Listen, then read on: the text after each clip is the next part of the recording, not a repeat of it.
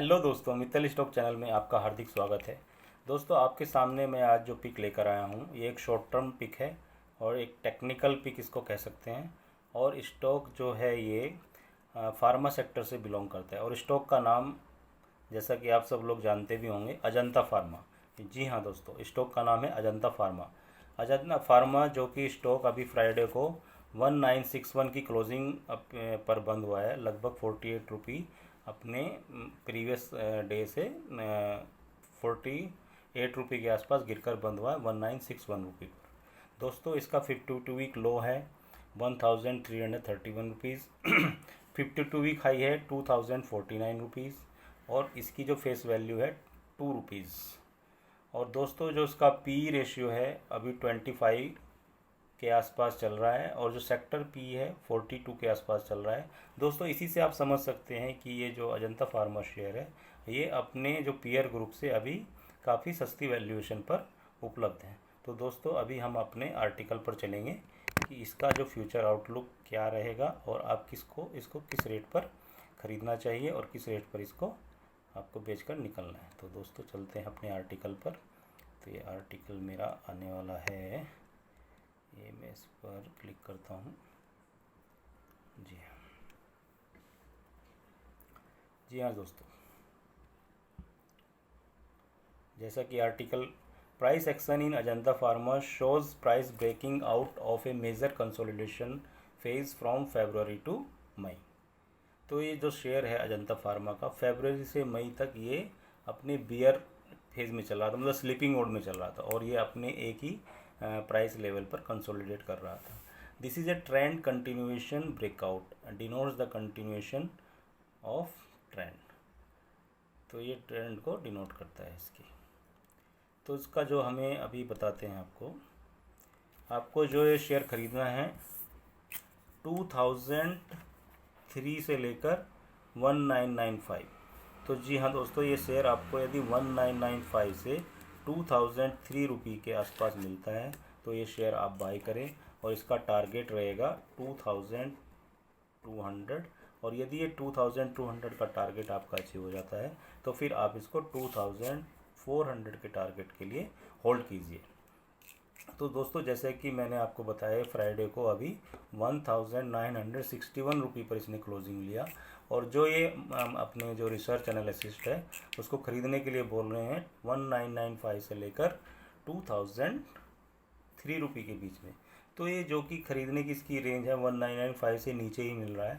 तो दोस्तों, अभी आप इसको ख़रीद सकते हैं और इसको जो हो फर्स्ट टारगेट रहेगा 2200 का। यदि ये टारगेट अचीव हो जाता है तो 2400 के टारगेट के लिए इसको होल्ड करें और स्टॉप लॉस लगाना ना भूलें। स्टॉप लॉस आपका रहेगा 1850 रुपीज़।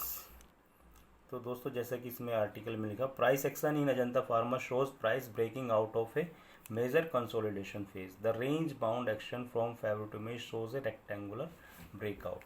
तो जो इसका कंसोलिडेशन हुआ है फरवरी से लेकर मई तक, तो अभी फ़िलहाल कुछ ही दिनों पहले इसका जो रेक्टेंगुलर बॉक्स बना हुआ था, जैसा कि आप यदि कहेंगे तो मैं चार्ट में भी आपको दिखा सकता हूँ अपने पेंट ब्रश के माध्यम से। ये आ गया मेरा ब्रश। तो दोस्तों देखिए, ये जो एरिया है ये फरवरी से लेकर ये मई यहाँ तक ये कंसोलिडेट किया, इसी प्राइस रेंज में ये घूमता रहा। लेकिन यहाँ पर इसने जो ये ब्रेकआउट इसने लिया है, इसी को दोस्तों ये बोल रहे हैं भाई साहब कि अपने इससे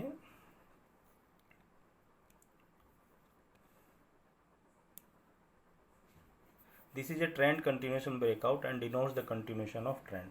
तो ये जो ब्रेकआउट लिया है तो ये ब्रेकआउट कंटिन्यू रहने के चांसेस है। तो अपवर्ड ट्रेजेक्ट्री में, जैसा कि फार्मा सेक्टर अभी अपने बूम पर भी है और इसका जो अदर सेक्टर के मुकाबले में ये काफ़ी अच्छी पोजीशन पर है।